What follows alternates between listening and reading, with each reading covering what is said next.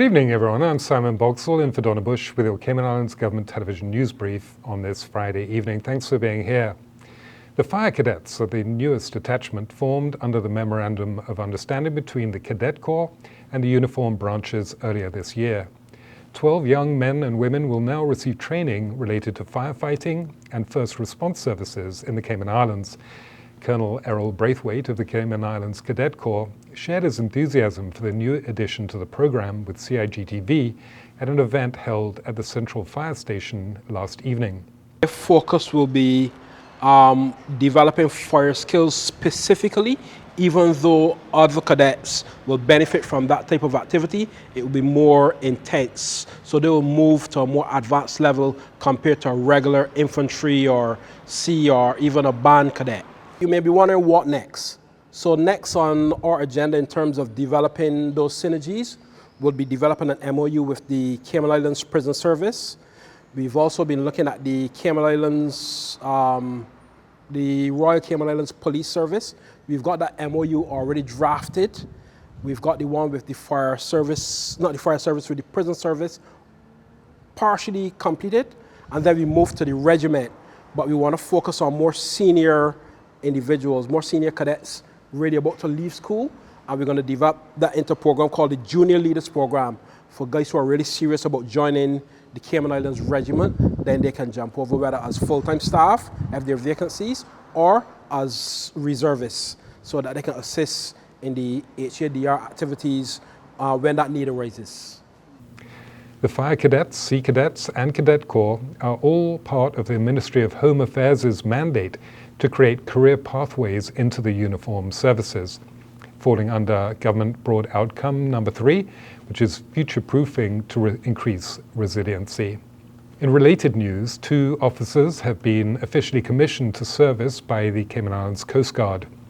Miss Erica Rocket McBean and Mr. Christopher McTaggart received their formal commissioning documents yesterday, 13th of June, in the presence of Her Excellency the Governor, Mrs. Jane Owen, and Honourable Premier Juliana O'Connor-Connolly. Also present were Coast Guard Commander Robert Scotland and other senior officers and well-wishers. Congratulations to both officers.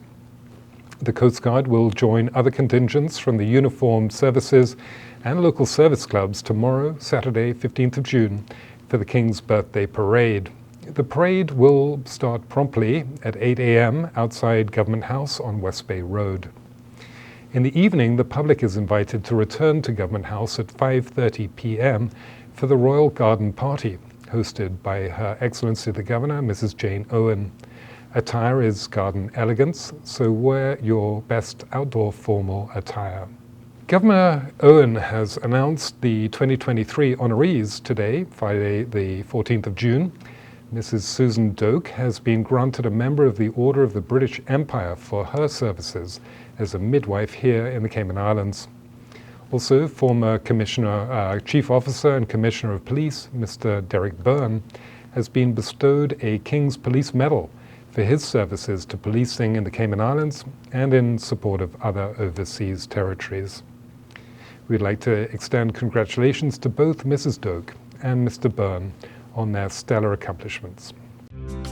Turning now to our local weather forecast, moderate southeasterly winds and seas are expected across the Cayman area for the next 24 hours as a ridge of high pressure builds over the northern Caribbean Sea. Radar images show scattered showers mainly west and northwest of the Cayman area, which are moving towards the north-northwest. Tonight, there will be partly cloudy skies with a 30% chance of showers.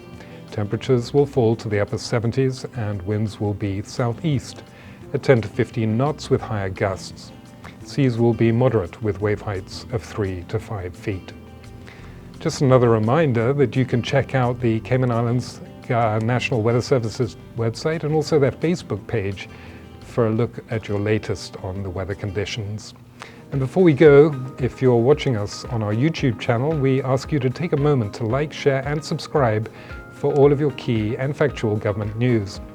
I'm Simon Boxall in for Donna Bush, wishing every one of you a wonderful night and a good long weekend, and we look forward to seeing you back here again on Tuesday, 18th of June. Thanks for watching.